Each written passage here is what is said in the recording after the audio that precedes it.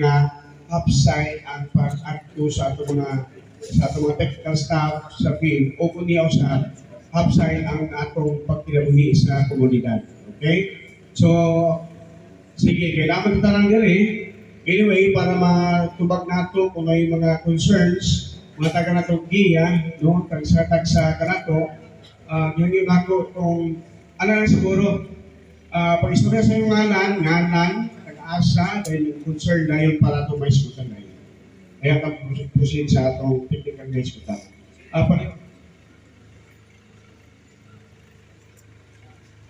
So, ready lang, no? Katulad mga pangutana. Natay Dar, natay Linar, no? Okay.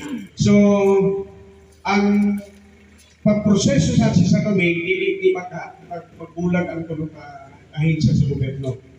Sulod sa domain, of course, si NCIP ang may mandato para sa pagproseso sa atong sa domain. Pero, dili sa lipunin bulag sa DNR, kung sa DAR, kaya kami na ang tulong ahensya man mo iatahasan para sa atong mataykaan. So, sa rin pagkamuat ko sa atong mga kaisulan na doon concern ato yung si Dar o si Dinar. Sir, dili siguro natin kung sa pag-usap. Dar o si Dinar, dili tayo sa kumain. Dahil ngayon ako si Sir Ray sa patang po sa ilang yung mensahe kita sa Dar kalabukan sa atong proseso sa atong sisalunin. Sir.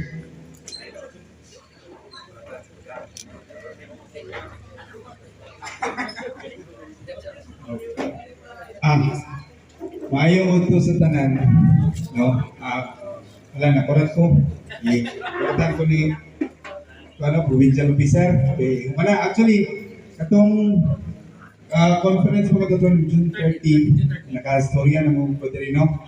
Pero murag, masupay-upay manining na diri karon. Okay, sige. So, una sa tanan, kini akong pagtampo karon tungod kini sa gusto nga ipakita sa tuwang paro sa Bukidnon, no? Si Paro Jamal Pangandaman, no? Kanyo si Paro Muslim ni pero lumaki ako ng Muslim. So kabalo gid siya kung sa ang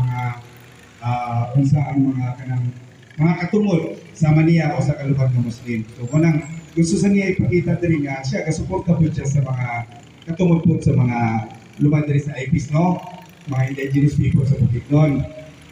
Ayon, ang iyahala po nga, munang iya kong ipaanin diri kay para pagpasabot, no? Regarding aning sa mga ancestral claim o kaning sa mga titulado ng yuta, labi na sa amuang